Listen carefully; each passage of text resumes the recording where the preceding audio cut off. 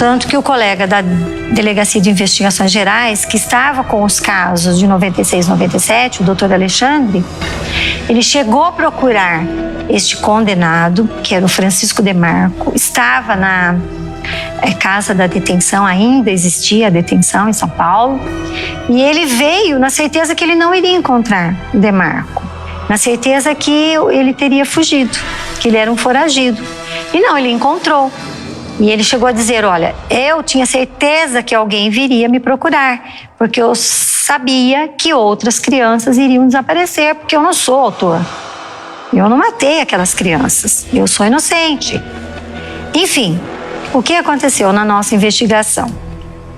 Eu era delegada da DISE, Delegacia de Investigações sobre Entorpecentes, quando estas crianças, as 4 crianças de 96 e 97, foram mortas. 2 delas localizadas no chamado Horto Florestal. Na verdade, hoje pertence à União, mas é uma área de preservação existente em Rio Claro, com muitos eucaliptos, enfim. Nos idos de 83, 84, a maioria das crianças mortas também foram encontradas na mesma área. Então, haviam algumas informações, mas o colega da DIG, ele não tinha essas informações nos autos, mas esses fatos foram acontecendo.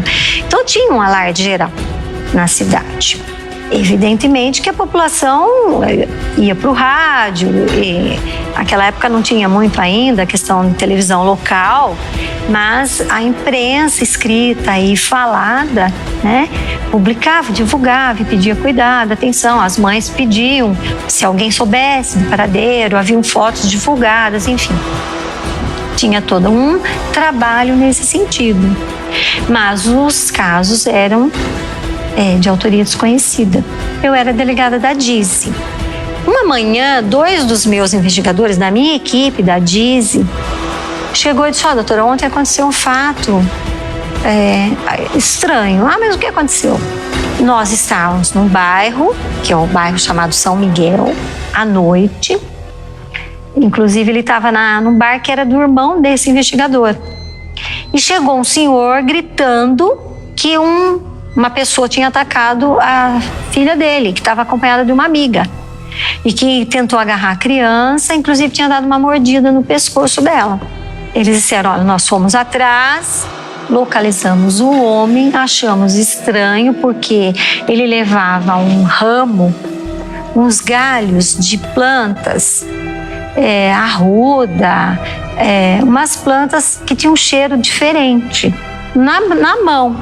E nós revistamos ele não usava cuecas.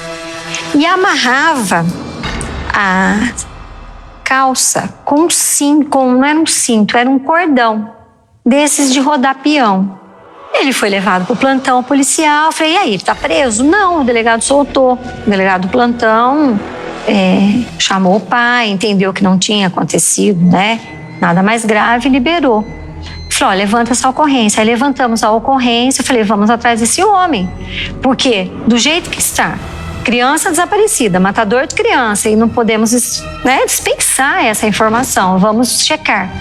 Eles foram nesse endereço que ele tinha fornecido, que por sinal era muito próximo, era 2 quadras desse horto florestal, do início ali da preservação da mata. A mulher que atendeu disse assim, olha, ele vem de vez em quando aqui.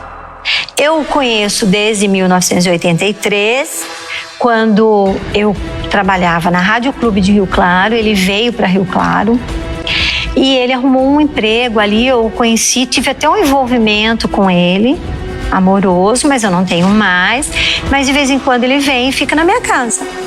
Só que ele chegou ontem à noite, falou, a polícia está atrás de mim, e catou as coisas e foi embora. Agora, deu as informações, a família dele é de Araras, e passou mais ou menos o local onde morava a família. Eu fiz um relatório e passei as informações para o colega da DIG que fazia a investigação. E passou o tempo. Foi, acho que em torno de 98. e não tinha sido apurada a autoria. O colega também não deu importância a esse caso, ou não teve, enfim, não investigou. Não sei se porque não achou que não tinha nada a ver, tinha talvez uma outra linha de investigação, enfim. E aí, quando foi em 2000, eu assumi o 1º Distrito Policial. Eu saí da Entorpecentes, meu seccional me mandou para o 1º Distrito Policial. E no final do ano, em uma conversa, nós estávamos investigando um homicídio, em uma conversa informal com um seccional. Eu falei, o senhor não quer me dar aquele caso das crianças para eu investigar? Ele falou, tudo bem. E aí nós começamos a investigar esse caso e, obviamente, eu tinha um suspeito, né? Então, nós fomos em cima de investigar o Blair Orpinelli.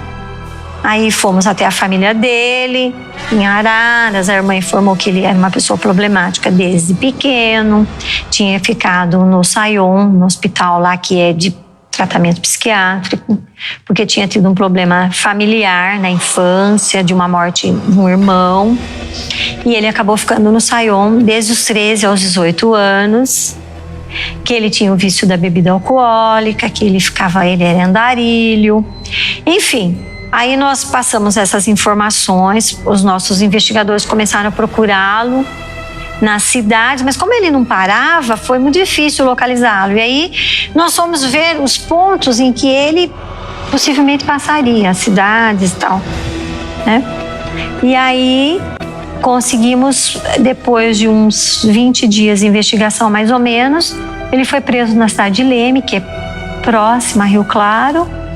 E aí que nós iniciamos, eu pedi a prisão temporária, o juiz decretou e nós começamos a investigá-lo em todos os casos de Rio Claro. E aí foram surgindo casos semelhantes na região e foram sendo apurados.